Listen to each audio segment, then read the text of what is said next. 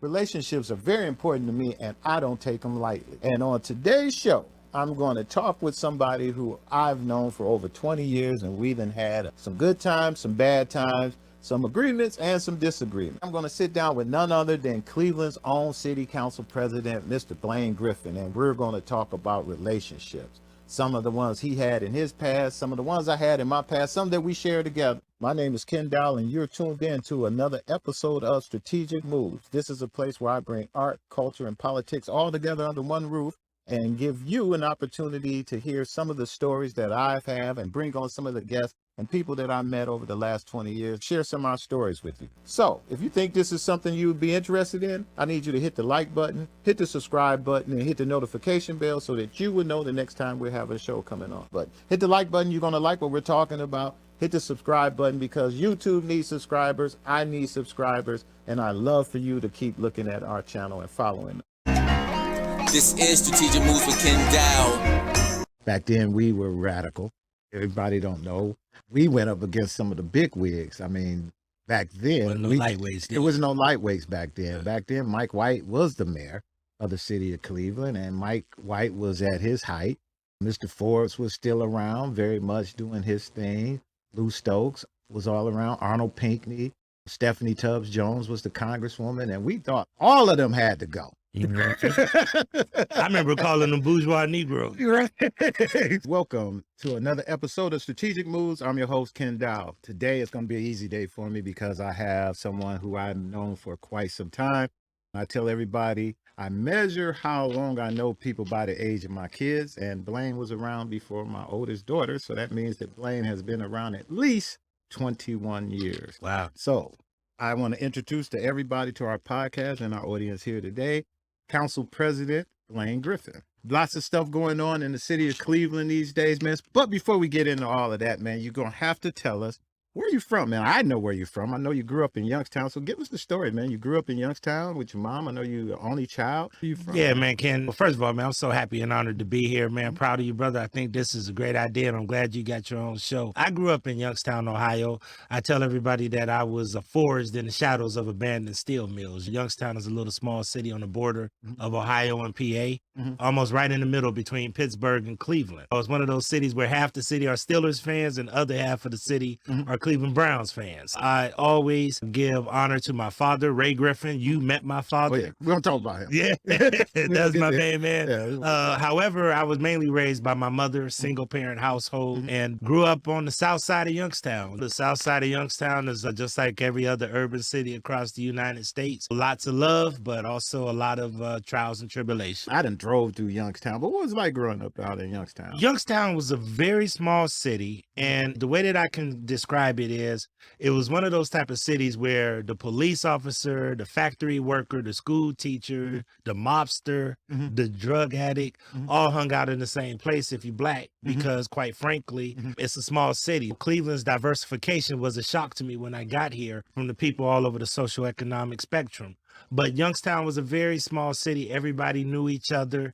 It was a rough city. It was known to be a mafia town when I was growing up. And the reason it was known to be a mafia town is because the Pittsburgh Mafia and the Cleveland Mafia and the Chicago Mafia and New York Mafia used to have a lot of feuds there. Unfortunately, when I graduated from high school, I was a pretty good basketball player, but Youngstown had the highest murder rate in the entire United States of America. I tell people that not because I'm proud of it or some badge of honor, but it's because this kind of devastation and this kind of deterioration and all of the things that we see is not just happening in Cleveland, it's happening in small cities and big towns all across the United States.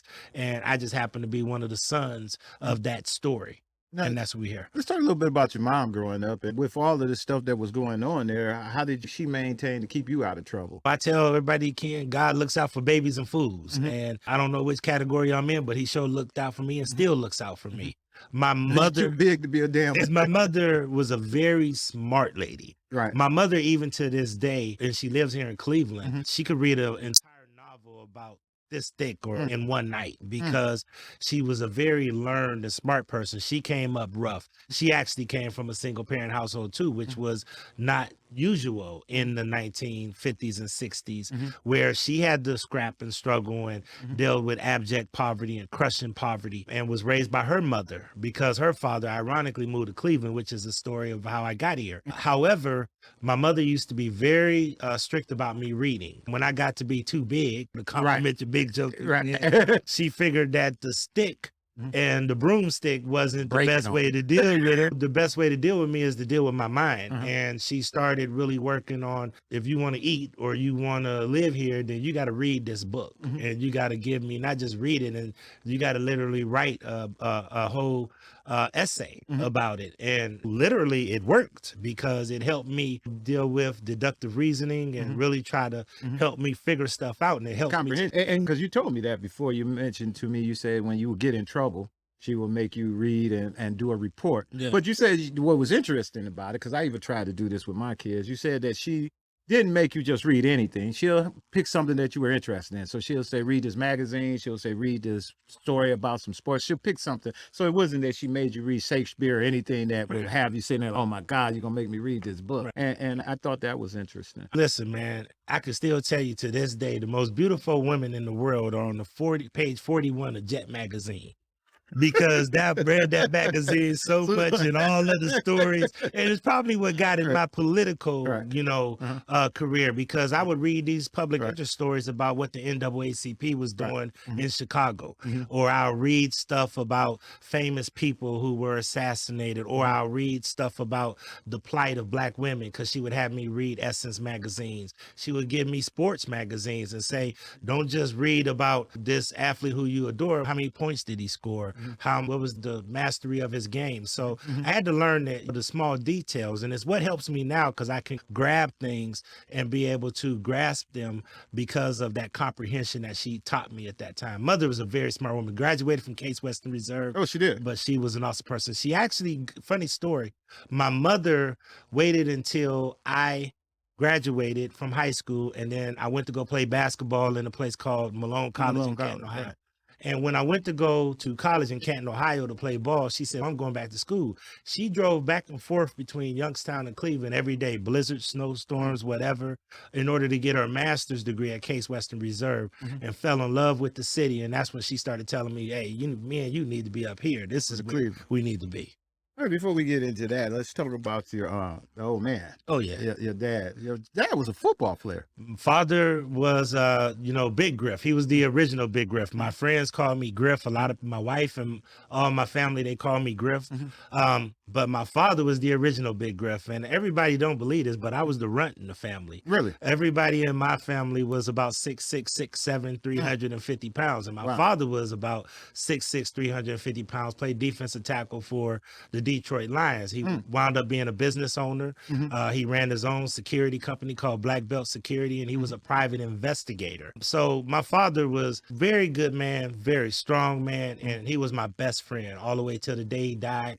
We talked every day, 5 times a day, and he died, unfortunately, when he was 60 years old, about 12 years this year. But even though he never lived with me, and even though I joke and I tell people this, but it's the truth, he and his wife, who I'm very close with to this day, lived directly across the street from me and my mother. Really? And it was never conflict. It was never Housewives of Atlanta and all this other stuff you see now. It was always respectable. And he brung down the fire to discipline me if I was out. Oh, so you would get mad at your mom and walk across the street to your dad? Listen, I tried to avoid that big Negro. And he would go off on me if I was out of line. But at the same time, he was very smart. My father was one of them guys that was just super street smart. He got it. And Big Griff was one of them type of people who he was a handsome guy. So he was real light skinned, had real light eyes, and he was just a great guy. And he stayed rooted. And man, I got to tell you, man, and I got to tell your audience this, when he met with you, he was like, I want y'all to stay tight, because that's the kind of brother who you need to be dealing with. And that's why I think me and you, even when we always get cool, because my old man said, you better keep that brother close to you. So everybody knows, Blaine came rung my doorbell one night. I I was living in Glenville. He came by with his dad. He wanted to introduce me to his dad. And they came by back in the day when you ring somebody's doorbell and have a bag in your hand full of cleaning bottles and stuff. Blaine come in the house with his dad. And I don't know what, we had so much stuff to drink in this bag and everything else. I believe it at that. We went in the basement of my house, and I do remember Yvonne coming downstairs, getting ready for work. Damn, y'all still down here?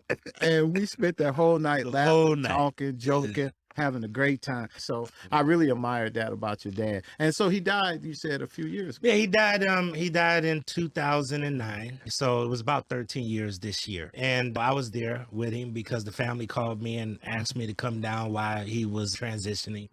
He had organ failure. He had a lot of chronic illnesses, diabetes real bad over the years. And I'm not afraid to admit it. My father also went through a bout with substance abuse. And it was something that I had to grow up with as a kid, to be out at the basketball court and balling against them young cats. And they was like, man, your father is slipping a little bit. I had to deal with those kind of episodes. So that's why I tell everybody the trauma that a lot of these young guys deal with now, I understand. And I tell people this. There's 3 phases that a man goes through with his father, in my mind.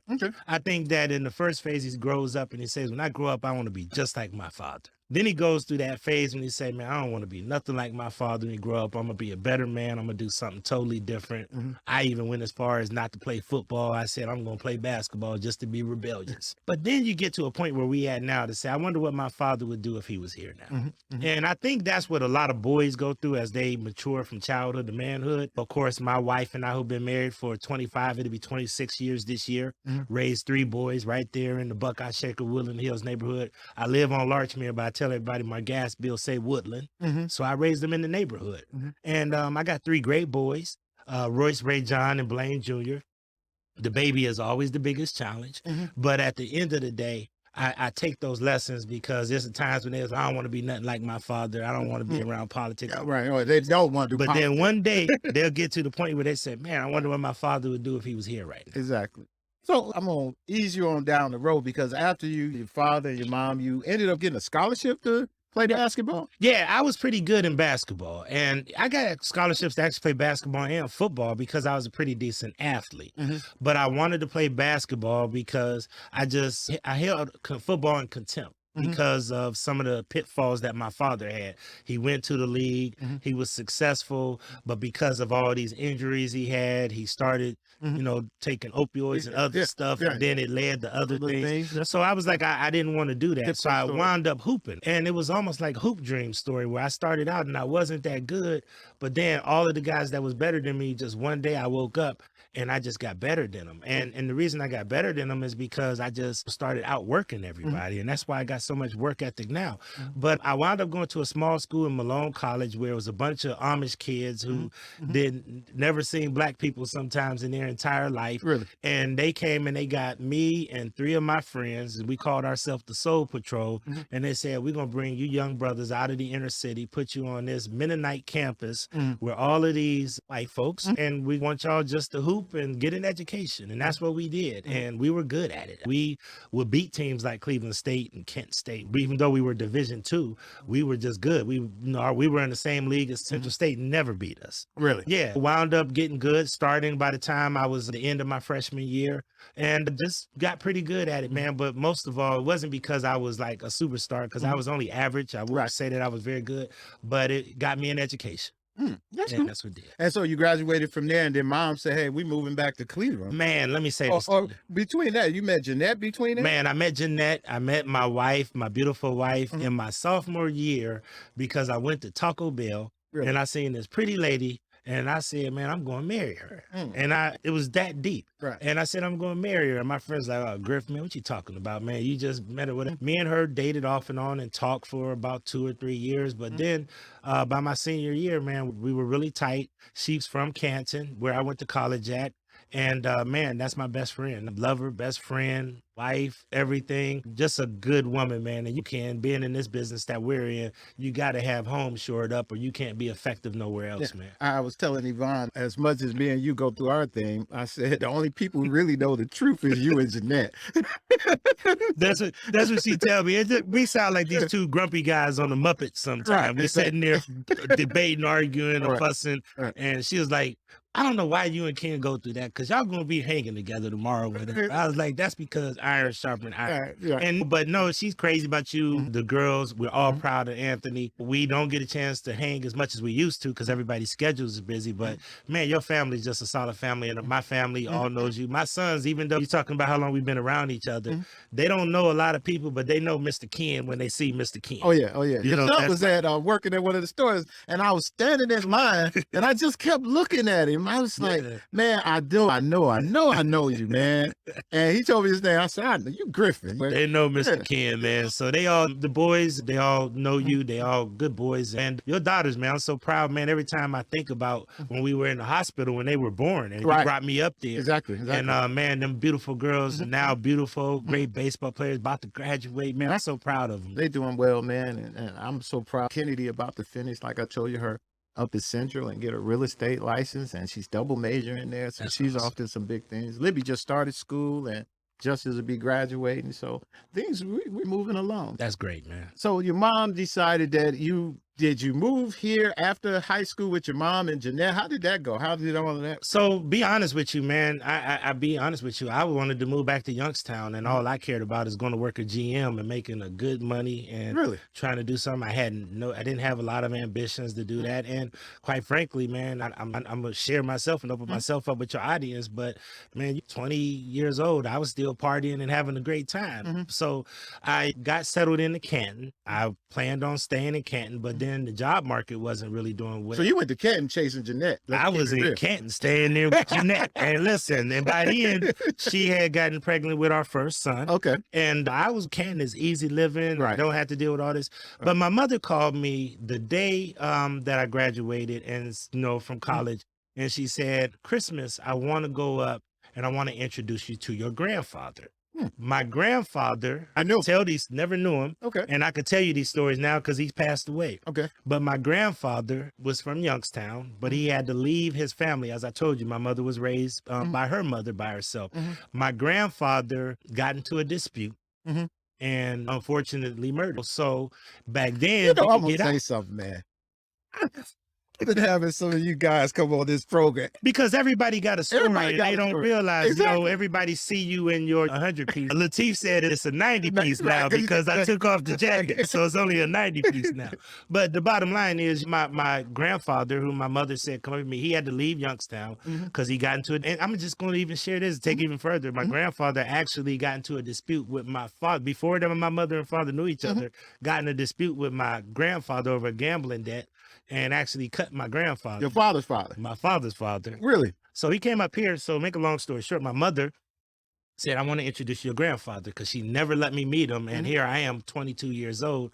I got to go meet my grandfather if I want to eat Christmas dinner. My mother said, come on, drive me up here. I want to go see you, or drive up here to Cleveland. By then she moved up here and moved to Cleveland because she loved Cleveland after going to Case. And she said, come on up here. So I come up and I'm trying to stay in Canton. But me and him hit it off. He lived on East 78th and Union, which just happens to be in the ward I represent now. And when we hit it off, he basically got sick literally about 1 week after we met.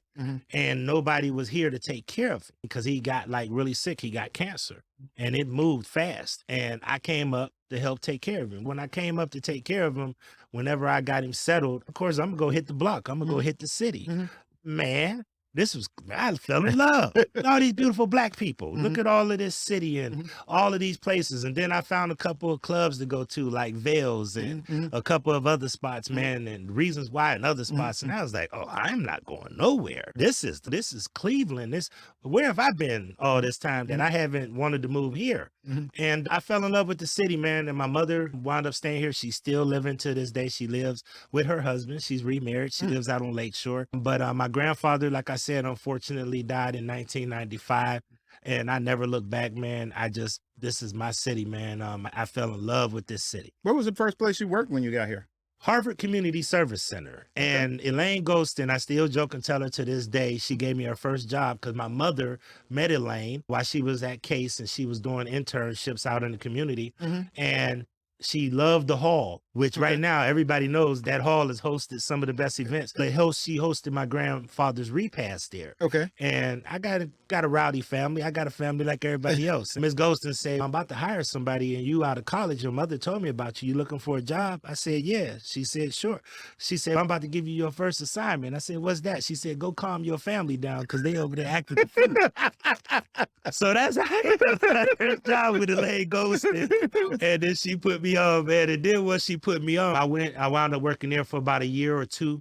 About 2 years, man, it was like family. But then a brother named Paul Hill grabbed me and I went over to East End neighborhood. Yeah, I was going to tell you because let's talk about Paul Hill. Paul Hill is a very interesting guy. Matter of fact, Paul Hill is a good guy I should have on my show. You need to have him on your show. You're talking about a wealth of knowledge. Oh yeah. I'm definitely going to reach out to Paul Hill. But tell me about working at East End neighborhood and what Paul Hill taught you, because that's when you were really into your learning stage of really trying to figure out what Blaine is going to do. And the reason why I know that is because shortly after that's when we met. So tell me about working at East End and working with Paul Hill. Paul was an amazing guy. Paul was the founder of the National Rites of Passage Institute of the United States. And he really was a very good mentor to me and a good person. I'll be honest with you, I wanted to stay at East End. I had no other ambitions because healthcare insurance was too high and because I couldn't pay babysitters, and my wife literally had to stay at home and take care of the babies because it would cost us more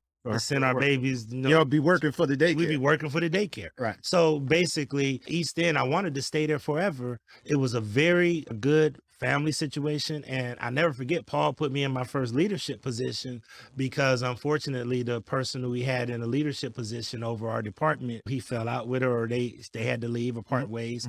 And him and a lady named Luvinia Rippey pulled me in the office at 25 years old and said, you in charge. I'm 25 years old. I got a budget of $2 million. I got 16 staff members, 16 women, and a lot of them from the Wood Hill Estates area. I ran a program called Healthy Family, Healthy Start with Mike White. Yeah. And then I wound up running their entire family services, which I was over the seniors, the youth programs, the home delivered meals. So even though it was nonprofit, I was like running a business. I was responsible for feeding 300 people every day. I was responsible for making sure transportation got seniors to and from our centers. I was responsible for the development of young people, many of them who are very successful and doing well now. So I got my shot early at 25 years old because they put me in a leadership position. I think that's around the time we started to get ready to start meeting each other, because I remember you talking about that. What was that program you just said that? Rites of Passage. Rites of Passage. Because I remember when we first met Blaine. You gonna tell the story? Yeah, I'm gonna tell all your story. First met Blaine. Blaine would come into a room and he would not speak unless he asked permission from the elders in the room. And we used to be there like, come on, Blaine, are you serious? And I knew that was something you picked up from East End. You had to pick that up from East End. Yeah. It was tradition. And one of the things that we don't do enough of in the Black community, which I think the Jewish community does and other communities do, is that they value the tradition. And the Akan culture, really, in order to keep order, you are always supposed to ask the oldest person in the room, do you have permission to speak? That keeps order. That keeps decorum. It's almost like Robert's Rules of Order for Black folks, for African culture. Some of these traditions, man, that we are embedded that help with focus, control, and patience, and the transition from childhood to adulthood is part of the reason why some of the times we have so much dysfunction in our community, because we don't embrace a culture that taught us etiquette, that taught us all of the things that we're supposed to do. So in doing that, I was just doing what I felt was keeping order and decorum, but I was also a little edgy and a little radical. This is what really dawned on me, and this will get you there. Darcius. Linton. Yeah, Linton. Steve's son. Yeah. All right. Now, he just had a birthday or something. Just had a birthday. Yeah. He had an epiphany, I guess. I was reading something on Facebook he wrote that he said, man, I don't know if any of y'all ever read the Willie Lynch speech, but you ought to read this thing, man. And it was going through, he was like, he just had this big epiphany. And I was sitting there, man, if your father was alive today, he'll be like, man, are you kidding me? Because Steve, all of us, when we first met you, shout out to Narcissius and his father, Steve. Yeah, man, great Steve man. was a good Steve was a dude. great man. That was Blaine's thing. Blaine was straight up Afrocentric, red, black, and green, and he was all about that. And he was into this Willie Lynch thing. We used to have this organization called BUILD, Blacks United Local Democracy, and every meeting we had this meeting, we couldn't get out that meeting without Blaine telling us about how we were all brainwashed. Even though he was coming to the meetings, he was still telling us that we were all brainwashed because of the Willie Lynch syndrome. And we were a product of the Willie Lynch syndrome. When I read Narcissius looking at it, I was just cracking up. Shaking my head. I thought about Steve. I was like, man, if Steve was here today, he'd be like, man, are you kidding me? You know. That's hilarious. I want to talk a little bit. We got into Cleveland. We talk about how we met. I think I met you through Angela Woodson. I remember Angela was working on Marvin McMichael's campaign. He was running for U.S. Senate, and Angie was putting things together. I was at that time working for O'Malley and in the recorder's office, and we were thinking about putting together an organization, Blacks United and Local Democracy, BUILD. It was an organization we thought we were going to be able to get together and start trying to motivate and try to develop new leaders. Back then, we were radical. Everybody don't know. We went up against some of the big wigs. I mean, back then, Lightweights. There was no lightweights back then. Back then, Mike White was the mayor of the city of Cleveland, and Mike White was at his height. Mr. Forbes was still around, very much doing his thing. Lou Stokes was all around. Arnold Pinckney, Stephanie Tubbs Jones was the congresswoman, and we thought all of them had to go. I remember calling them bourgeois Negroes. Right. Exactly. That's a lot of people. You know, it's funny because they now call me the establishment. Exactly. And it's funny because, you know, I look around and I'm with all of these people who are younger than me, and they don't know my story. Y'all don't know when I used to have a beard and an afro and arguing with everybody. Exactly. And the fact that we wanted to push the establishment to do more for young African-American male. Not to say, not that they wasn't, it was just that we wanted them to do more. We always pushed the envelope. And that's when we decided we was going to start this organization. We all got together. Angie introduced, she said, I know this brother who will be really good. His name is Blaine Griffin. He's all about trying to get things. He's very Afrocentric. And like I say, back then, Blaine was straight up Afrocentric. He was straight up all about Willie Lynch and trying to move Black folks forward. And he still is, but that you were really doing it in a different way back then. That organization, we did that for a little while, and then things transitioned into you decided that your first run, I want to take on Pat Britt. That's how radical we were back then. I mean, really against everybody. We were against anybody. We were trying to take them out. We was trying to take them out. And Blaine, we all sat around the table and put a whole list of everybody and was trying to find any and everybody. Like we look for precinct committee people now, we were looking for council candidates to run for council and anything we could. And Blaine decided I wanted to run against Pat Britt. Now, I want to talk to you about that because that was interesting. And I don't want to just scar over that because me and you talk about this all the time and we can go through this. You know, that was a hard thing.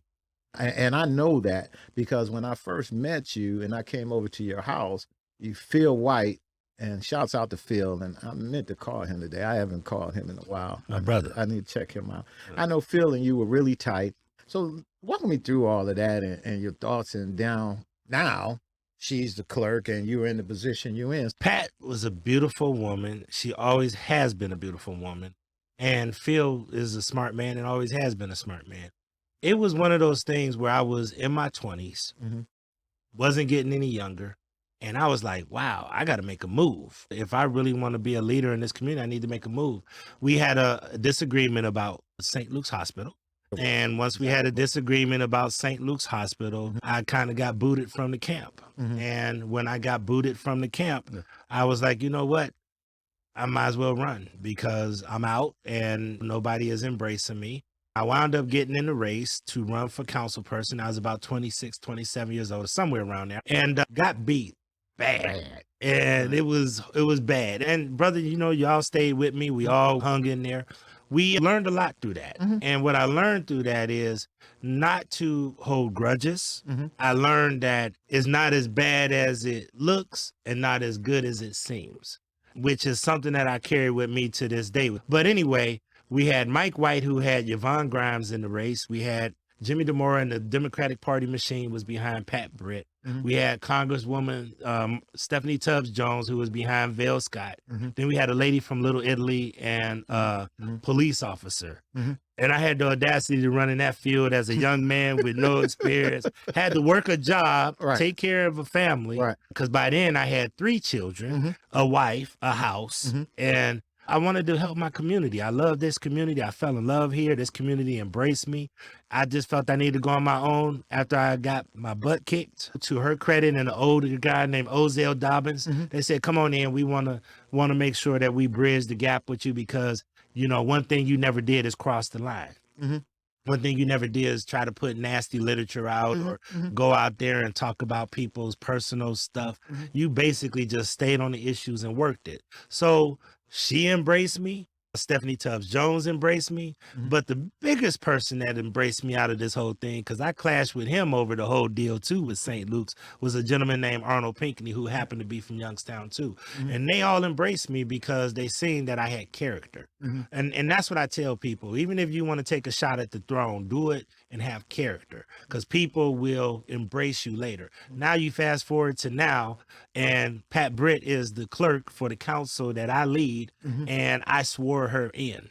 On January the 2nd, 2022. So sometimes the butt that kicks you in the butt several years is sometimes the best friends that you can have, because now we're, you know, very good friends and we work close together on trying to keep council together. Well, you know, it's interesting we talking because we're talking about city council. I have always pride myself in the fact that for whatever reason, I don't know why I ended up having this or why God put this on me, because I feel it was put on me because, hell, I don't see too many other people doing it. And for some other reason, it seemed like I got stuck with this job, I call it, of pushing the agenda. And pushing the agenda to me means to always do exactly what Bill does. Everybody say, hey, what happened to Bill? I said, Bill's still here. It's called strategic resources.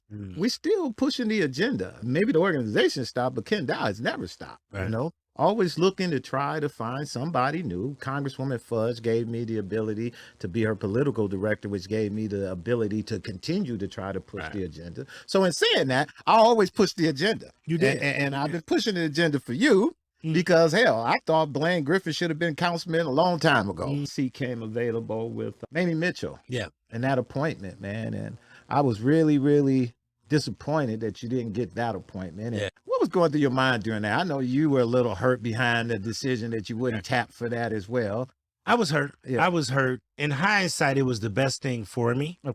However, I was hurt at the time. I really wanted to be the council person. That was like my dream. I was working for Frank Jackson at the time, who, while I was out in exile with everybody, basically came and swooped me up and said, I'm gonna bring you under my wing, young brother. And that's why people don't realize why me and Frank are so close to this day, because while the whole world turned their back on me, Frank Jackson was like, I'm here. Now, you always have my back and push the agenda. And what I will tell you is that, you know, once again, God looks out for babies and fools.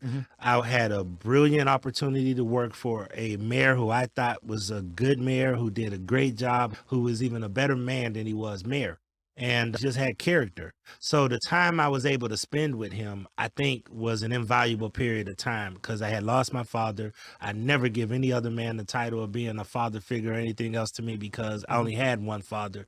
But Frank Jackson really, really helped mold me for a lot of the things that I'm doing now. Didn't get the job then with when Mamie Mitchell hasn't. I actually made more money and did better by staying with Frank Jackson, was able to raise my family, sustain my family, take care of my family. So it worked out. And then, as God so has it, Councilwoman Mitchell wound up retiring and tapped me to be a replacement. So it's just a matter of, you know, following God's plan. Let's talk about Mr. Frank G. Jackson. Guy, you know, I got a different relationship with Mayor Jackson, even though I like him a lot. He would never know that, but I really liked him a lot. And this is why. I got an opportunity when you asked me to help on his campaign. He got in the car and just rode around with me and we talked. And he's interesting. He's a guy I'd bring on my show if he wasn't so mad at me for whatever reason. I don't know why, but he's a very interesting guy. I'm gonna tell you a story. One day I'm driving down the street with the mayor and we talking. He said, "Hey kid, I got invited to the players ball." I said, "The players ball?" I'm like, "You invited to the players ball?" And he talked about that. And he went through this whole thing about back in those days about what was going on and how, just his lifestyle and everything he went through, And he's an interesting guy, man. I like him a lot. I really do. And he made this comment to me. He said, "Man, me and you probably would have been really, really good if I'd have met you maybe 10 years or so prior." I told him, if you'd have met me 10 years prior, you'd probably be governor of this damn state by now. That's what you would have been. So my thing about Frank Jackson was always that I always thought he was much more loyal to the people that were loyal to him. He took a lot of hits for a lot of people that he shouldn't have. But what was some of the biggest takeaways from that Jackson, man? You did a long time with him from the beginning. I remember you walking in the door with him from day one. What was it like working under his administration, man? Loyalty. That's it. Loyalty was amazing. He had people that were very loyal to him too. Even though he took hits for a lot of people, he understood systems and structures. And he would often talk about this beast and how government was this beast and how this beast didn't sleep, how this beast had one job and that was to eat and destroy and it had no other thought. So he understood systems and processes and people probably better than anybody that I've ever been around. And part of that is because of his upbringing, being in the central area, the poorest community for eons, for decades, devastated by crack cocaine, devastated by poverty and everything else. And we talked about all of that. He always just stayed grounded. And I tell you this, the best gift I got when I became council president is he said, last day in his office, "Could you come over? I want to just talk to you for a minute." And I went over there and he gave me a gift and he said, "Man, I'm giving you these hat pins." And I said, "What are these hat pins for?" He said, "Because if you as council president, your head starts to get too big, I want you to take these pins and poke yourself in the head and let some of that stuff out, some of that air or whatever, that pus." And the reason I'm saying that to you is because he was a humble man, very humble, but he also was resolute. When he made a decision that this is what he wanted to do, he was firm with it. He stuck with it. And I got to give him credit. He helped me probably personally and professionally more than anybody that I know. Just tell me what you think was probably one of the most difficult times in that administration over the years, you think? Anytime that we watched a young person get shot and killed, a lot of people always ask me, what was the most shocking all moment? I was front and center trying to help the families with Imperial Avenue murders when that guy killed those beautiful 11 angels. I had to be on scene and deal with the families and others when Tamir Rice was killed. But it's one that sticks out in my head, King. Actually, it's two. One is a young lady by the name of Stevie Cookie Thomas. And that was one of the most difficult times for Frank Jackson and myself, because here's this baby that was just going to the store to get a bag of potato chips and got shot by two people that had a gunfight. And I felt the pain of her mother and father, and Frank really embraced them, and we felt that, and I had to watch that. Then it was a baby that got killed in a crossfire named Nevia, which is heaven spelled backwards. And that was critical for Frank Jackson. And then with some of these other high profile, incidents, man, when people lost children, people don't realize when you have to witness these babies dying, man, it takes a toll on you because you have to think about that. And then watching him go through some of his own personal tragedies, which I try not to get into because he's a personal friend and he's a private person. But watching my friend to go through these difficult situations, and we developed a friendship. We laugh, we talk. I seek advice from him. He gives me advice. I was one of the few people, this, a lot of people didn't know this, that he actually would listen to politically because that was the relationship we had. But just going through the tragedies that you have to watch in this city, and then watch the abuse that he used to have to get because people didn't understand how grueling this was, and watching him have to take those hits and watch my friend have to get demonized when he gave his all to this city was always hurtful. And watching him go through those trials and tribulations is hurtful. Tell me one of the best parts. You can say, you know what? I remember we was able to accomplish it, and the whole administration, we all were happy as hell because we were able to do what? Cavs, 50th No, the parade. parade. We didn't sleep for 2 days. It was a lot of work. A lot of people don't realize we had to turn around in 2 days, man, and change and Where the hell did city y'all with find them damn machines who was shooting? I don't know to this day. I'll be honest You know with what I'm talking about? It was yeah, some with big the old with the cans. confetti and You know that everything. stuff, man. I was like, Man, where I'll be did honest they with get you. that from? It was so magical, man, just to do that. But I got to say this, and you were there for this. Mhm. The most magical moment, that was fun. The RNC was fun. But the most magical moment is when we passed that school levy. Ah. And nobody gave us a chance to pass it. And you was with me. You rode with me on that one. And I never forget, we were sitting there and CNN came up and CNN said, Barack Obama is going to win the presidency for the United States. Then they said, know why we know? And they said, because he won Ohio. And they said he won Ohio because he won Cuyahoga County. He won Cuyahoga County because he won Cleveland. He won Cleveland because he won all of these East Side neighborhoods. And those were the neighborhoods that me and you targeted in order to get the vote out for issue 107. And man, that room erupted. Yeah. And it was this brother who I never forget. Nobody really knew who he was. You know, his name is Smoke. He was a good friend of mine. And Smoke came over, man. He was crying. And I was like, what's the matter, man? We partying, we having a good time.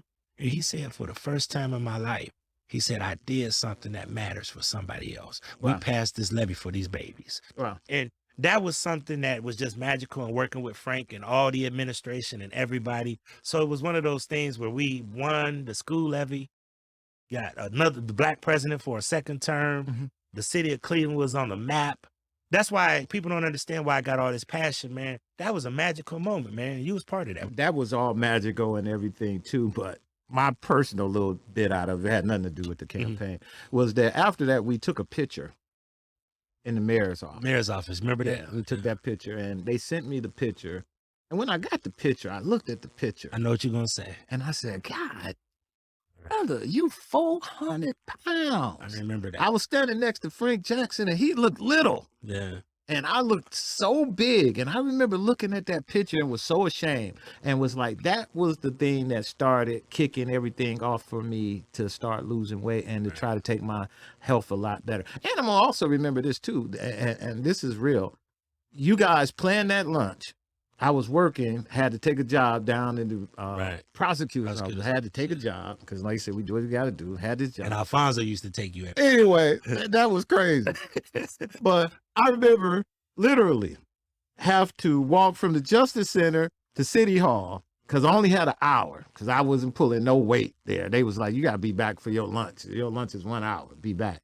And I just remember being so fucking tired of walking from the Justice Center, trying to make it all the way down there to you guys to take this picture and to have lunch, and then had to come all the way back down. And it ain't nothing, you know, but when you're 400 pounds, man, that was a lot. And I remembered that. And it's just, that was the biggest takeaway when we get into that picture. But I remember that. I remember that very well. And then next time I seen you, it was a half of you. Right. And I was like, good God. Exactly. Then you made me start losing weight. Exactly. I was like, here we go. Now it gets fun. Oh, she did all that fluff. Let's get down to it. All right, here we go. So here we go.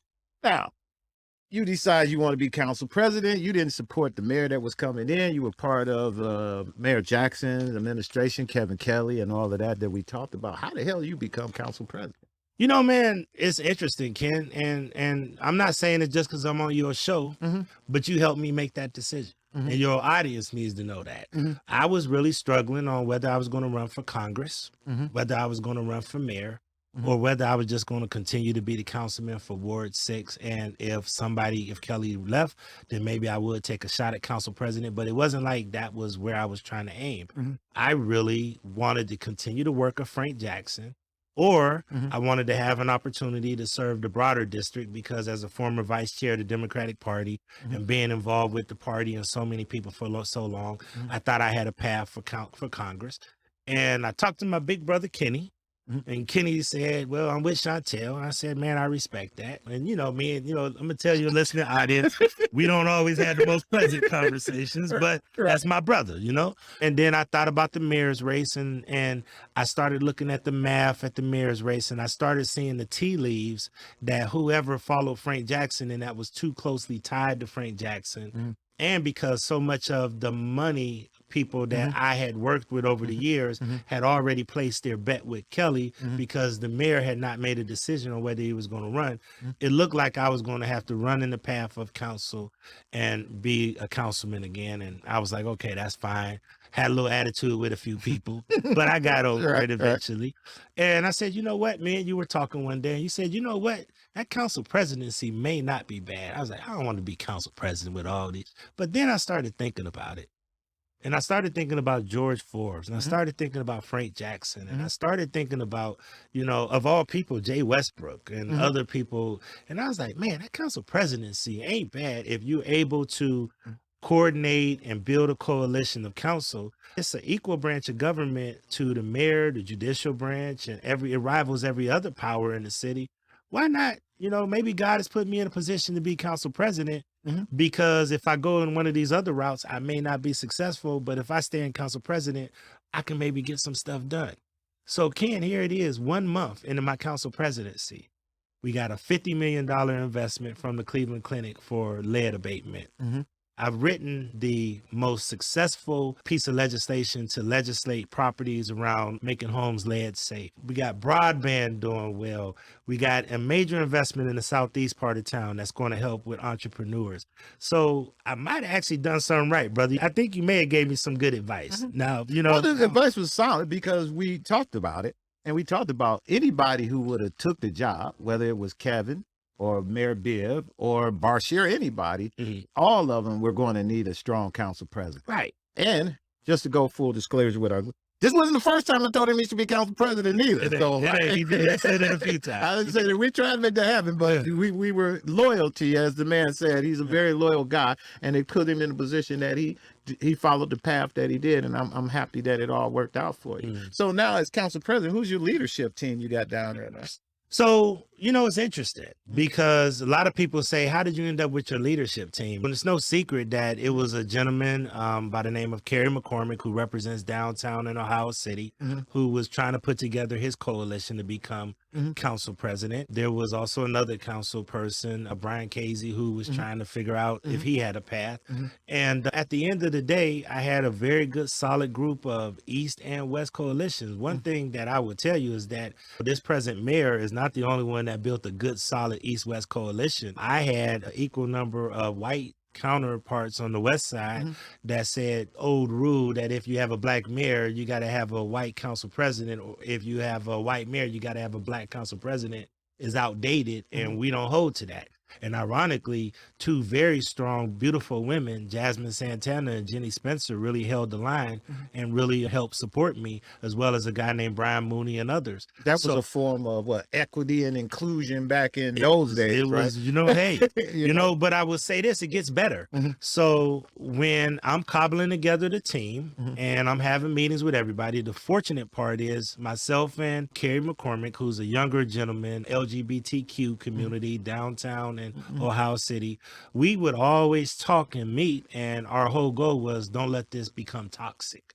Because at the end of this, we're going to have to be unified as a council. So let's not go so far over the line that this council, whoever becomes council president, becomes fractured. So finally, I guess a few people said, you know what, Blaine has the votes. And they came and they sat down and said, look, here's what we'd like to do. And the proposal was, can we all work together to be part of one big leadership team? I said, sure. That's what we do. The elections are over. If you guys are coming back, as long as I know that loyalty, which is, you're going to hear me say that over and over again, which is so important to me. I don't have to wake up every day trying to pull knives out my back. I'll embrace you. I got it because I read this book once by Doris Goodwin Kearns called The Team of Rivals. And The Team of Rivals talked about Abraham Lincoln, one of the greatest presidents we've ever had. I've always been a fan of Lincoln. And in this book, he talks about how all of the people who he put in his cabinet were all his rivals who were trying to take him out as president. Mm. But he made them all part of his cabinet. And because he made them all part of his cabinet, he was able to have the best cabinet to save the Union eventually. These folks started out as rivals, but they ended up as allies and they ended up saving our country. And I always keep that book in the back of my mind because even though you compete, I'm an ex-athlete, I'm used to competing and trying to win. But at the end of the day, how do you build a coalition with people who don't think like you, with people who are different from you, and quite frankly, people who tried to take you out? I got to talk about this council because, like I said, I'm an ex-athlete, and I always said, if you could ball, then I can put a team on the field that can win. And I got a little bit of an extended team where I got some great leaders like Mike Polensik, who a lot of people are shocked at because I made him chair of safety. I still got my OG, Kevin Conwell. That's my guy. He's co-chair? He's chair of health. Yeah. Okay. Then I got Anthony Hairston, who is the chair of the development planning and sustainability.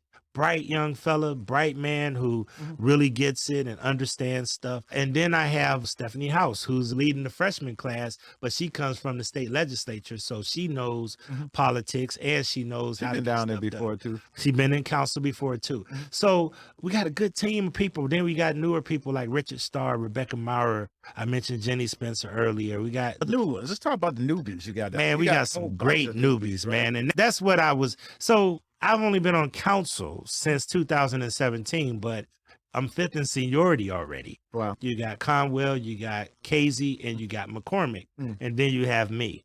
So everybody else after me or newbies. And man, let me tell you something. What I could tell you about these young folks, and I can call them that now, they're smart. And they're really intelligent. They're fast learners. I feel an enormous responsibility to help them be successful. And you got guys like Richard Starr in Ward 5, smart guy. Yeah. You got Rebecca Maurer in Ward 12, very smart young lady, very intelligent. You got Deborah Gray. Deborah Gray Kenya's is the mama. twin, Kenya's mama, who Right. used to be part of our group. So the mama now is the council person. Right. Then you have, I mentioned Stephanie House. And then you have a gentleman by the name of Chris Harsh. You're going to hear about this guy, Chris Harsh. Where is it? He's in Ward 13. He took over Old Brooklyn community where Kevin Kelly was at. And this guy is a realtor. He's a super bad organizer.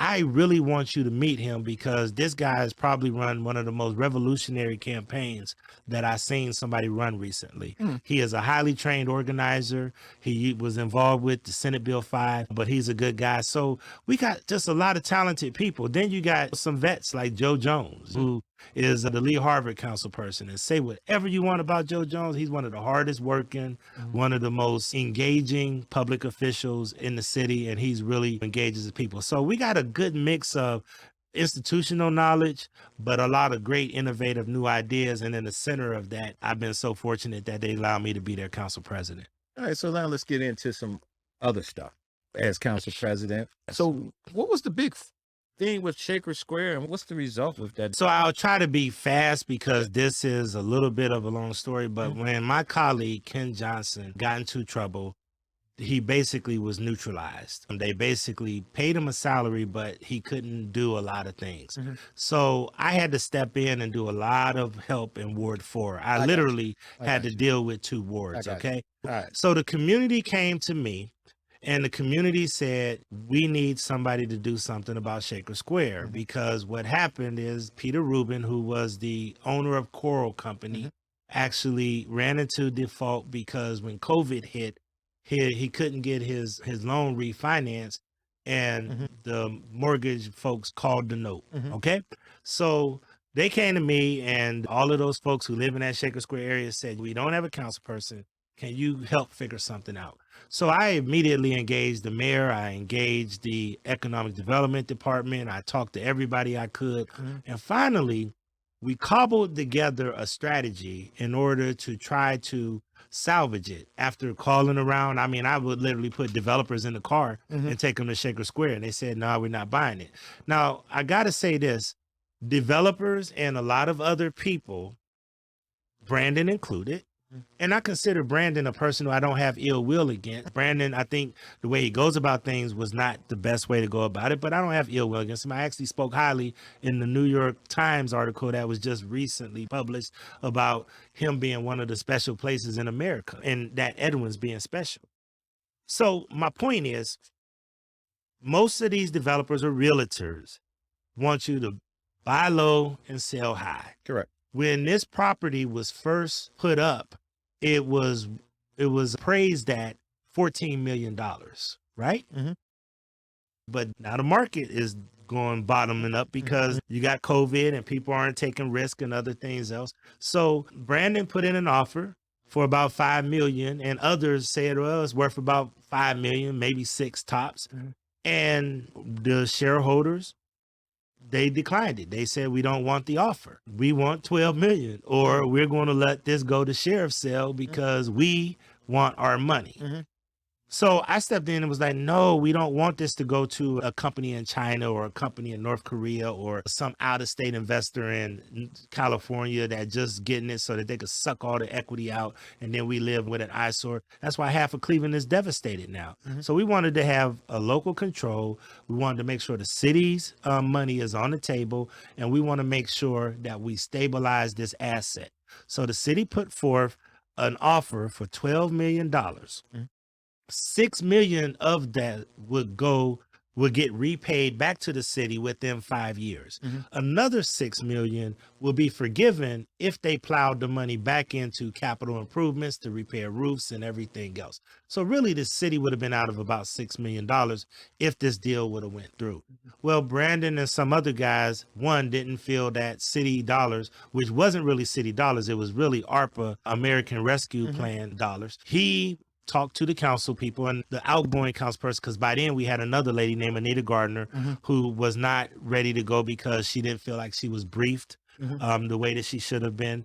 And then we had the incoming council person that really has some trepidation because they wanted to make sure that they're making the right decision. So we're still in the process of trying to figure out if we're going to move forward with that. I actually going to be hosting a meeting between the development corporations and a couple of consultants and the councilwoman so that we can figure out if we're going to move forward. But, you know, I don't disagree with these realtors who think like a capitalist and think like profit, like buy low, sell high. But at the same time, government is not into buy low and sell high. The government is, how do we stabilize this asset until we can find the right operator to come in, buy this property and operate it. We don't want to lose vendors. We've already lost 2. We got Dave's Supermarket. We got Balaton's that just left. We got Shark and Minnow, which is one of the best public relation companies in the region. We got Akeen Africa, who has the Breakfast Club and the Vegan Club. We got Zanzibar. We got CVS. This is an asset. And if this thing starts to deteriorate, that's a big hole. It's a big hole. And let me say this, Ken, you live around the corner from a similar scenario where Severance is just about empty. You know what? You are exactly right. Yeah, it's almost like Severance. Yeah. I mean, and if these things, empty. and they make the properties around them, if this kind of asset starts to sink, all of everything around it will start to deteriorate. Now, here's an area of the town that's probably the highest tax rate in this city because your kids go to Shaker schools and you live in Cleveland, so you're paying taxes twice. It's one of the wealthiest areas of the city. As a leader and a community person, it is imperative that we step in and try to stabilize some of these places before they end up in like some of these other areas in Cleveland, like Glenville and others, that deteriorate to the point that we have to plow even more millions of dollars in money into it in order to stabilize it. So this is about trying to stabilize what we believe is the gateway to the southeast part of town. And I know people have philosophical differences, and a lot of people think from a business standpoint, but I'm not a realtor. I am a community leader, and I want to stabilize this asset and wisely use taxpayer dollars. And once again, I wish people would tell the facts, because the city truly would only be out of $6 million, because $6 million would get repaid to the city with interest in first position within 5 years. But I just wanted to make sure that I had your side of that out there early. So It ain't about me and Brandon. If you picked up his New York Times article, Brandon called me and said, hey, man, they about to say, do a profile, and I wonder if you would say something. And, man, I say stuff good about his name, but I'm also a brawler, and I ain't afraid to confront somebody and have a difference of opinion. And he's not the only one. There's other developers and other people. And then we got to deal with our own ward, because when people from Fairfax and Huff and Mount Pleasant seen, oh, they're about to invest in Shaker Square. Exactly. Well, why they investing up there with all them white folks and investing in this neighborhood or whatever? What about us over here? And then you get the race politics. Then you pit neighborhood against neighborhood. You pit neighbor against neighbor. Right. It shouldn't be that. And why is it an issue when we want to invest in Shaker Square, which is not all white folks by far anyway? Nah. And we plow millions of dollars into Detroit Shoreway and the theaters over there and Collinwood and Waterloo Arts District and all over. So if it ain't a problem to invest millions of dollars, city money, in order to leverage private investment in these areas, why is it a problem in our backyard, in our neighborhood? I'm going to tell you why. You want the easy answer? Easy answer is because you're not the council president at those times. Now you're council president, and now you get to make those changes, because that's all it is leadership and somebody making the hard call and willing to stand by. But I also have to protect the interests of my members, and that's why I've been very, very respectful of Mrs. Gray, Councilwoman Gray, and before her, Councilwoman Gardner, because my job is to cultivate them and make sure that they feel comfortable making decisions. What I did not appreciate is where people tried to make it seem like I was stepping all over them to do this. I wasn't.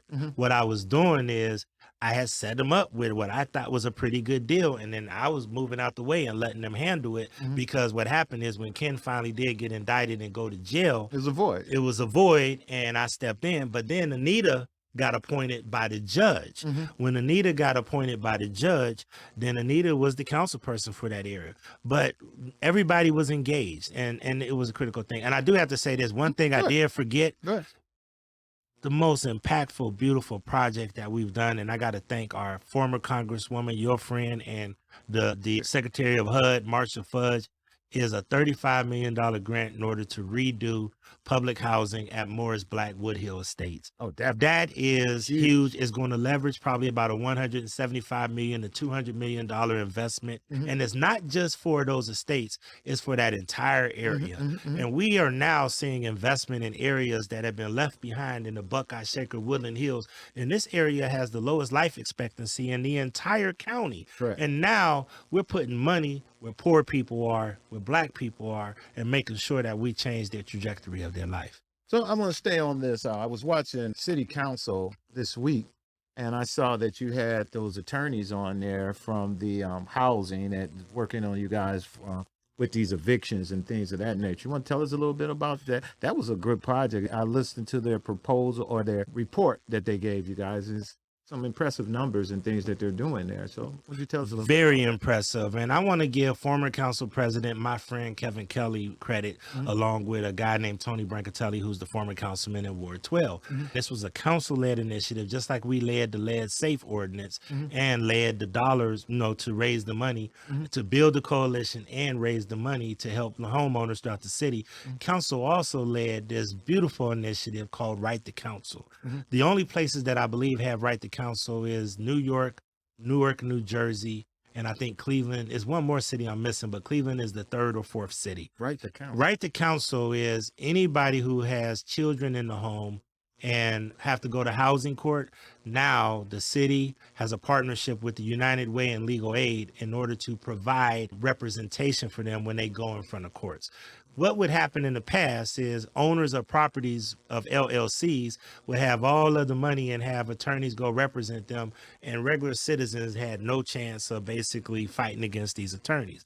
Well, now citizens that have children in their homes have a right to representation, which means that they will get an attorney assigned to them that the city has money in, the United Way and other philanthropic groups have put money into, that now they will deal with their eviction rate. They also deal with rental assistance payments to make sure landlords are made whole and other things like that. So before, you only had like a 1 to 2% success rate for people who were being evicted that went in front of housing court and turned and were able to keep their homes or stay in their rental property. So Now you have about 18 to 20% success rate. So you actually change these numbers dramatically to where now people are not getting evicted from their homes because you actually have an attorney that's representing you in housing court that is able to take up your cause, make sure that you are treated fair, and make sure that in most cases stabilize households, because now people aren't getting evicted and having to move from bad situation to bad situation. So if you were someone who was having issues with your landlord and he wanted to evict you, then you're saying if you have kids in the household, you can call this agency, they will go to court with you or help you through that process. Now, we're not saying you ain't been paying your rent, you haven't been doing what you need to do, that they're going to stop an eviction for you. That's not what you're saying, right? No, I'm not saying that. If you're wrong, you're wrong. Correct. But what I will say is that in a lot of these cases, it's being found that these tenants are being abused by these landlords. Okay. We have to be very cautious, because one of the things that I'm also very cautious of now is landlord rights and property owners' rights. Correct. Because it goes both ways. Right. But it was always tilted in the other direction. And now it's a little bit more fairness, because the council now evens the playing field for people to have this. In New York, they had astronomical numbers. Basically, what you're seeing as a return on our investment is so much of a different playing field that it's almost like nobody gets evicted anymore, because now they're able to tap into rental assistance. And a lot of people didn't know there's COVID money available in order for you to prove that can make your landlord whole. Now, we are also looking at accompanying pieces, which I'm very cautious, because I like to hear all sides around pay to stay and source of income, which kind of gets rid of some of the discriminatory practices for people trying to stop people with Section 8 and other type of things. But it's all about housing security. Let's go back to that, because I had Jeff Patterson on the show and we talked about that. He called it charm school. When you go to Cleveland Heights, man, it's a true story, man. I remember Cleveland Heights, man. They put a letter out. It was all over the place that if you moved up here and you had Section 8, they wanted you to go to Charm school. Charm school. I remember. They actually go through that. That's what you're referring to? No. Okay. Source of income. So if you are a homeowner or you're a property owner and I have a Section 8 voucher, you have an opportunity, and I go to you and say, I want to use this Section 8 voucher in order to rent your property. And you say, no. Or you start asking questions about how are you going to pay rent? And, I disclose, well, I'm going to use Section 8. And then you say, oh, well, no, we ain't doing that. Well, if you add a part to your fair housing law that actually will say, nah, you can't discriminate for somebody because their source of income to pay their rent is a Section 8. It takes that off the table. A lot of suburban communities have it, but we want to look at it in the city of Cleveland. Now, realtors, I also want to hear their point of view, so I'm not all the way there yet, but we want to do something where we don't punish people for having to use alternative methods to pay their rent. Yeah, because I'm going to tell you, man, we did it having tenants and folks in, and we had just as many good tenants as we had bad tenants. Yeah. We had, and Yvonne talked to a lady right now who been cool with us for years that was one of our tenants. So I understand that it does go both ways. Now, pay to stay is a little bit different, and that's a little bit of a trickier one, because pay to stay basically deals with if a tenant is behind in rent because there's a dispute or something like that, then if they find a way to pay the landlord, then within a reasonable amount with penalties or fees or whatever else like that, then they should be able to stay in their apartment without the landlord evicting them. But once again, we don't want to put landlords in a bad light in order to not give them the option of getting rid of a bad tenant. So let me ask you a little bit about this no bail. Are you familiar with that? Somewhat, yes. Yeah, they're trying to pass some legislation that I guess we have some people that are being arrested with the city of Cleveland that are in there for crimes that the bail are like hundreds, $200 or so, and they're in the jail right now because they can't get bail. Have you heard it? Are you guys? Yeah. I mean, Ken, let me just be honest with you. Think about most people. If you go to jail and you get a DUI or you get other problems, then you go to jail and, you have to pay $500, let's say. A lot of people don't have that $500. And the way our system is set up now, the courts are within their right to be able to hold you until you pay that money. So there's a lot of things that we've done around trying to do bail reform, which I think is a part of broader criminal justice reform. When people say criminal justice reform, they think it's just police, but no, this is part of it too. But we also have to better utilize the diversion center right over here on East 55th Street, where a lot of people just might need to go into drug treatment or rehab and not be locked up in jail. It costs more to lock somebody up than it does to put them in a rehabilitation system where they can still get to work and do other things as long as they're in a structured oversight environment. And that's why bail reform is so important.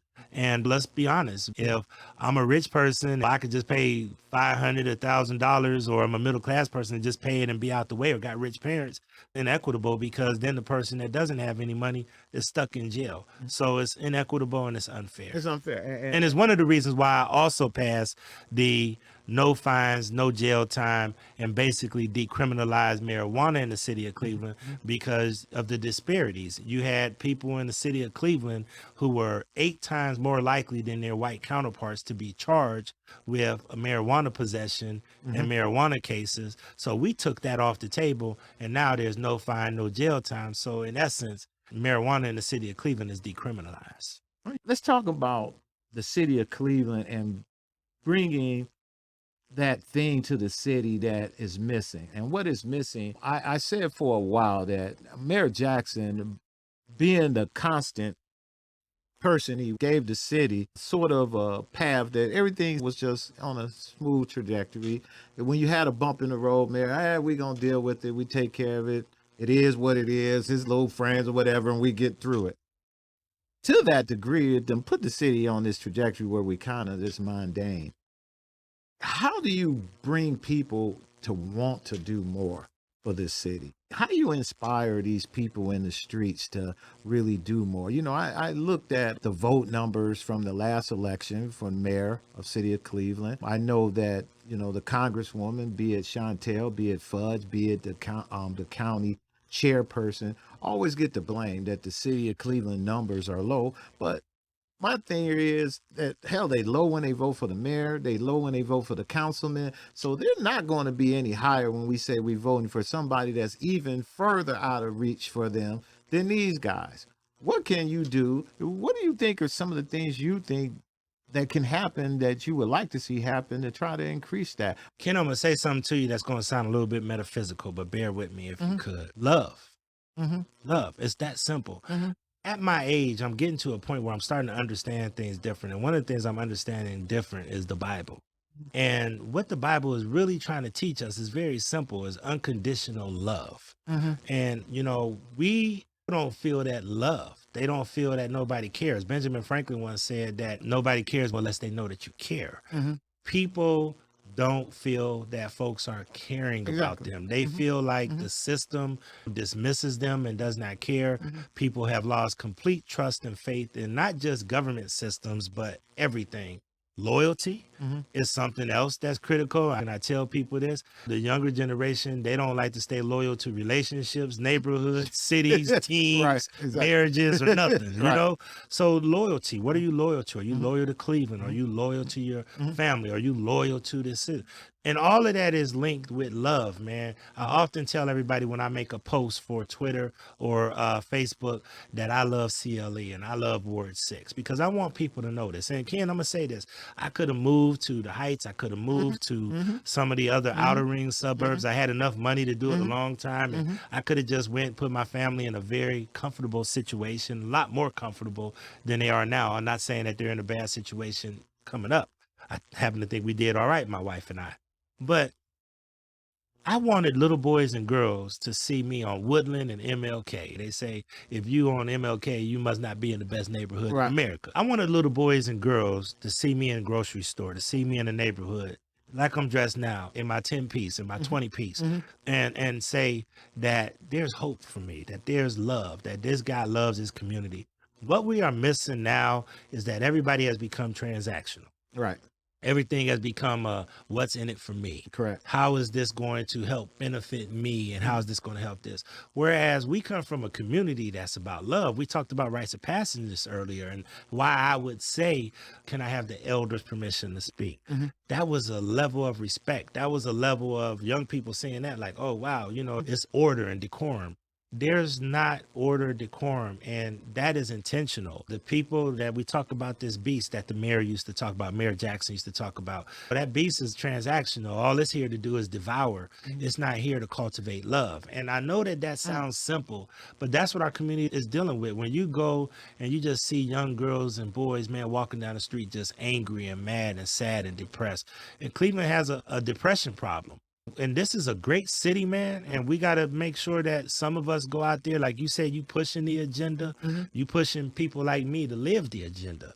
Because at the end of the day, man, we got to show this community that somebody actually cares about them, gives a damn about them, and will do whatever we can. And sometimes that love don't always come back. I get more F yous than thank yous. Right. But at the end of the day, if you really love this community, you do what we're doing. So let me ask you on that note, with the new mayor coming in, Justin Bibb, what advice you would give the new mayor? Be authentic. Being in these positions, people see phoniness real quick. And I often tell everybody that I consider myself a boardroom to the streets politician, or streets to the boardroom, either way you want to make it transpire. Reason I tell you that is because the same Blaine Griffin that sits there and will talk to a board CEO is the same way and the same how that I talk to a wine head on the corner of 116th and Buckeye. Reason that I think that that's important is because people got to see you as authentic. You asked me about Frank Jackson.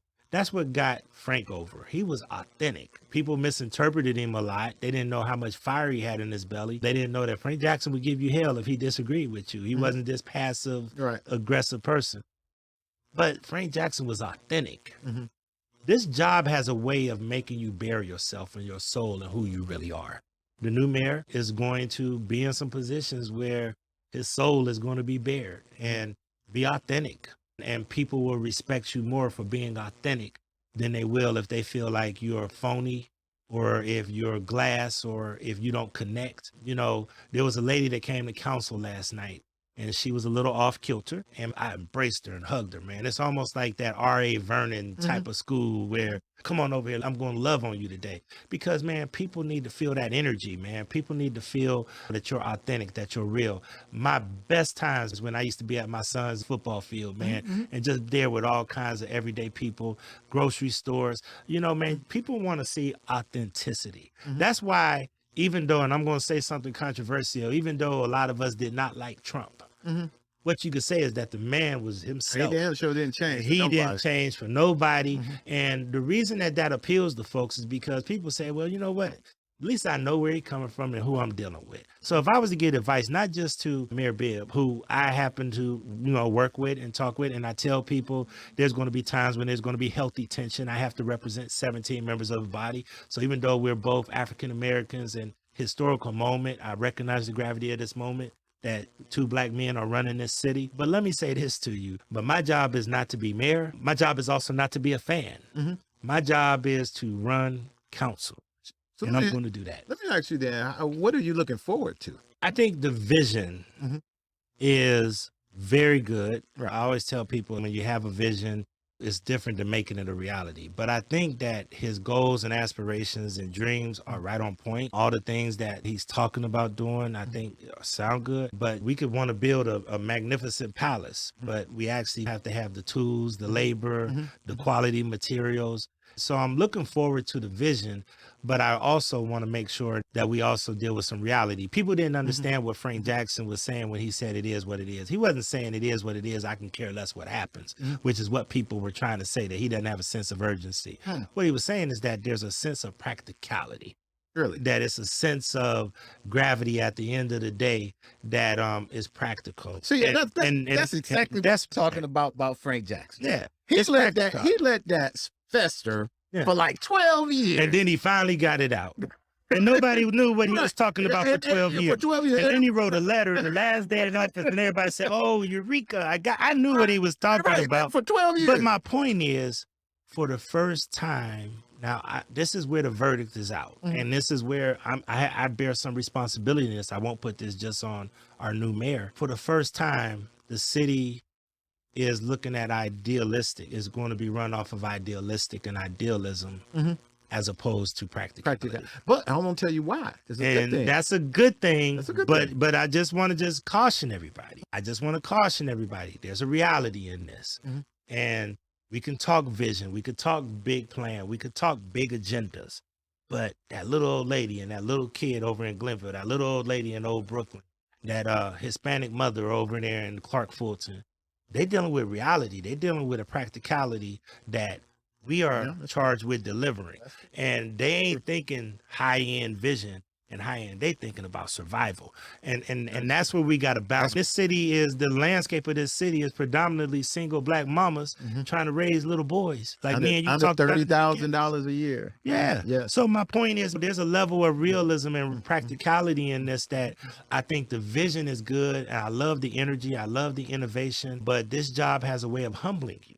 And I'm going to be here for these guys. I don't know how long I'm going to do it. I'm going to try like crazy not to be Mike Polensik and do 40 years in the job or quite frankly 20. I'm going to be meeting with precinct committee people after we leave here because really, to be honest with you, I'd like to start training a young brother or a young woman right now to take my place. You know, we don't do enough of grooming, and that's why I think it's unfortunate. Ken, we talk about this a lot. Our generation is the generation that was sandwiched in between this ebb and flow that we're seeing, because you talked about Arnold, Lou, and George and all of them who ran this place for about 40 years with an iron fist.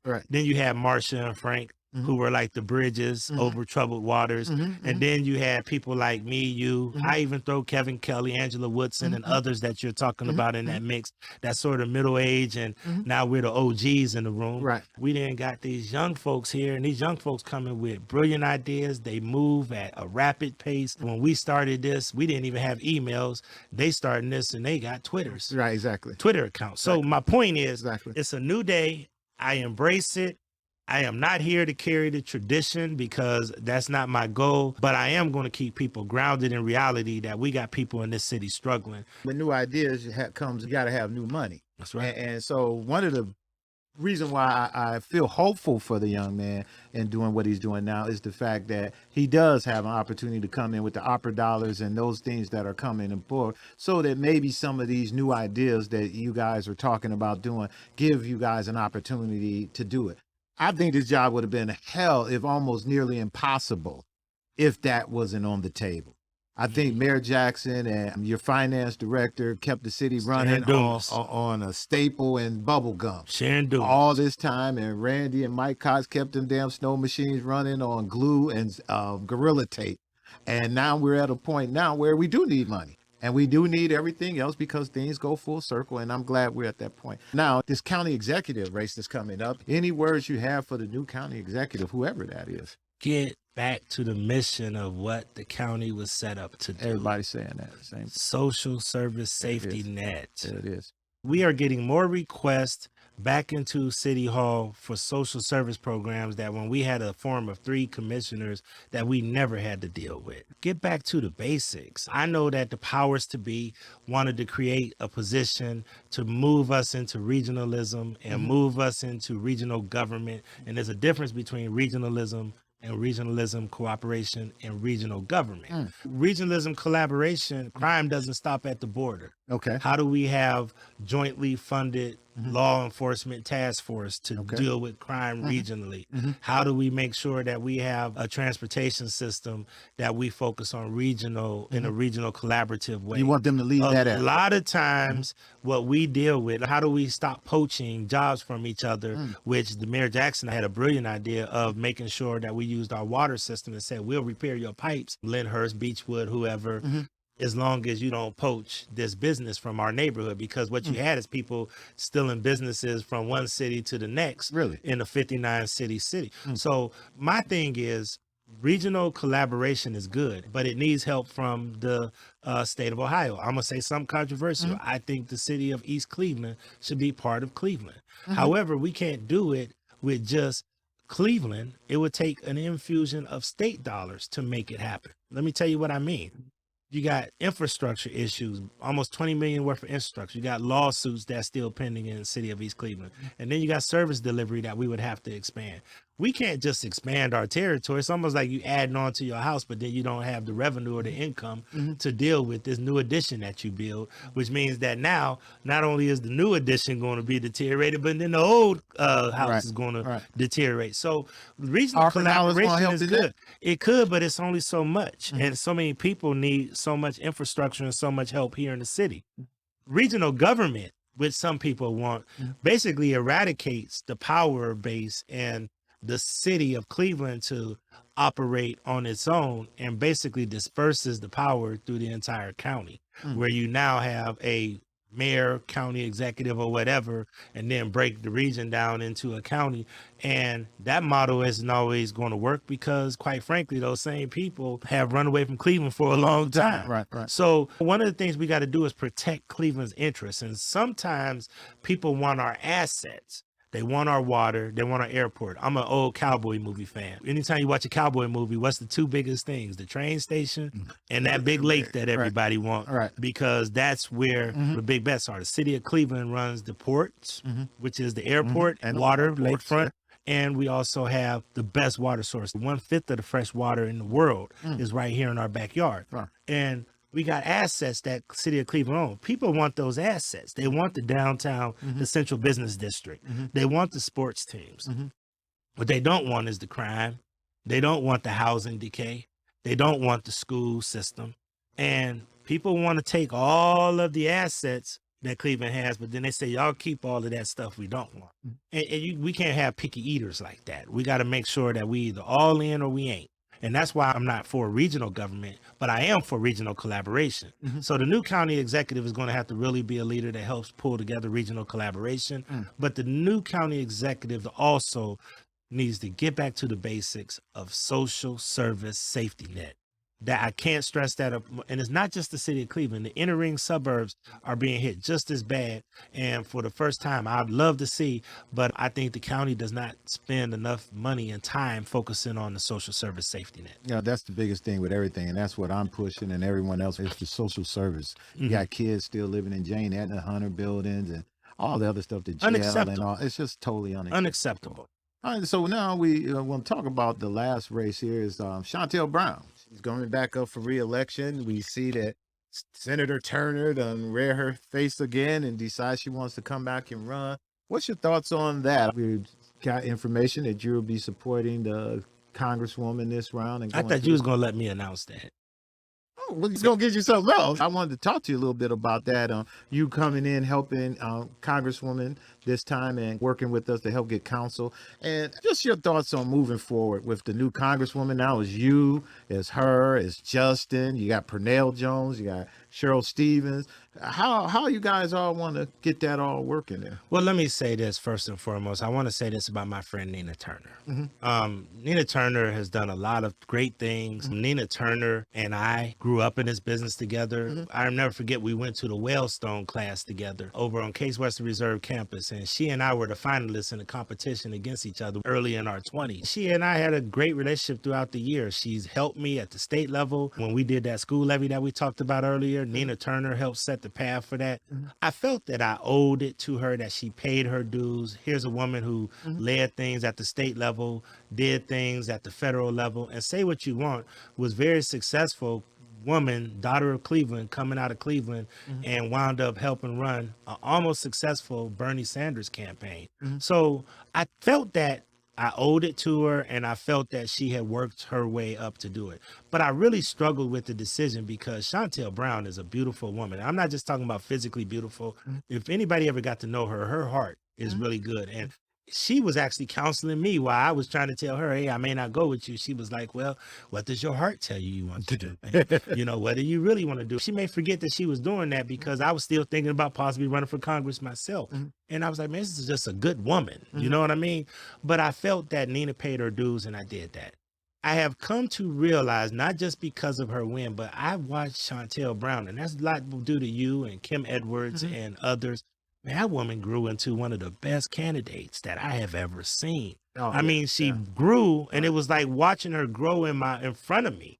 And I was like, man, she's phenomenal. Yeah. And I had already liked her. It wasn't personal. It wasn't like I was going to try to be mean spirited. I know people, I'm a brawler, and I know that I campaign hard when I get a candidate, but I really always respected her. But then watching her grow into a leader that she did, and then watching her in the party and watching other things that she was doing just earned my respect in a whole nother way.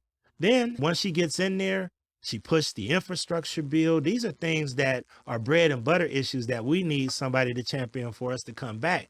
So she's shown that she can do the job. She's shown that she can grow into a phenomenal leader. I think her prospects are phenomenal. And I had to tell my friend, Senator Turner, that I was going to be supporting Congresswoman Shontel Brown for Congress, not because I'm a bandwagon jumper and not because I'm a Johnny come lately, but just like Nina has earned my respect through the years and earned my endorse, Shontel has earned it, and I'm going to be supporting Shontel Brown. And I've already reached out to several council people and let them know where I stand. And I think Shontel Brown will be a good leader for us, and we'll go from there. But once again, I hope it doesn't turn toxic. If it's one disappointment that I had, I felt that neither of them deserved the grueling campaign that was I thought that was unfortunate and something that, for both of their sakes, I hope doesn't happen again. The Shontel thing, when she first got going, we have a consultant out of D.C., a guy named Daniel, that was SKDK. And Anita Dunn is the owner of that company. She's Joe Biden's political director or whatnot. When Shontel first met with them, we did a media training, and we're trying to get her ready for an interview. This is like the very first one. And she went through the interview, and she's working, she got her speech, and she's going through everything, and she's reading it, and we're doing the Zoom thing and trying to get her ready. And after the call was over with, all the guys called me back, and they was like, Ken, man, is she going to be ready? Like, yeah, she's going to be ready. They said, she's reading off her paper, man. She's reading off her paper, man. She's so nervous. Is this the real deal, man? Are you serious? Is she going to be able to do it? I said, yeah, she's going to do it. I said, what? She's going to pick up. She's going to take it. She's going to do it. Trust me, y'all got to hang in here with us, telling them. And then, like I say, man, after that conversation, man, I don't think it was either a week later. It was like they did it again, and she was popping. Yeah. And then after that, she started popping. And then to the point that I started calling her like, damn, you're impressing me now. I'm like, I didn't even think you had this in you. You're growing so quick, and she was catching on so fast and moving really quick. So, yeah, she's going to be awesome. Awesome leader for us. She is really grounded here, and I think she'll do well. And it goes back to what I said earlier, Ken, about love. Right. About loving this community and loving this heart. Right. Shontel Brown loves people. She loves community. And let me say this. She also one of them strong women, too. And it took her a minute to say, okay, I'm going to give Blaine some time. Because I ain't going to necessarily jump right back in. But, man, when we did have a conversation, it was all love. And it was like, I know you was on the other side, but we here now. And whatever you need, Councilman, let me know. And I'm like, Congresswoman, whatever I could do. And I never forget this. I got a bracelet that I wear, and I gave her my last bracelet. I got to get another one. But my slogan is get S done. All right. On my literature that I put to the public, I say stuff. But this bracelet that I gave to her was S done, if you know what I mean. That was my whole slogan, get stuff done. So, all right, Blaine, I want to thank you, man, for coming out here to the show, man. You did an excellent job. I'm going to have you come back because there's just so much that's going on. I want to use this as a vehicle for you to be able to get information out to the community.